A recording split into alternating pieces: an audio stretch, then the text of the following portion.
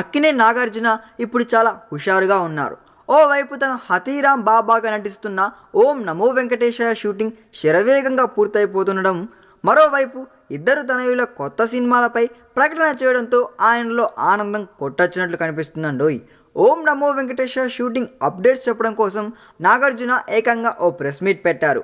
అన్నపూర్ణ స్టూడియోలో జరిగిన ఈ ప్రెస్ మీట్లో నాగార్జున గారు చాలా విషయాలు చెప్పారండోయ్. తన కొడుకులిద్దరి పెళ్లిపై కూడా మాట్లాడారు. నాగ చైతన్య, అఖిల్లు తమ జీవిత భాగస్వాములను తామే ఎంచుకోవడం సంతోషమే అన్నారు నాగార్జున.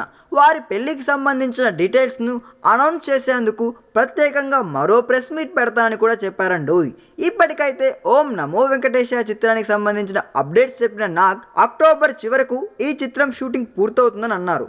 సంక్రాంతికి ఈ సినిమాను విడుదల చేసేందుకు ప్రయత్నిస్తున్నామన్న ఆయన ఆ తర్వాత సోగ్గాడే చిన్ని నాయనకు ప్రీక్వెల్గా బంగారాజు ప్రారంభమవుతుందని అన్నారండోయ్.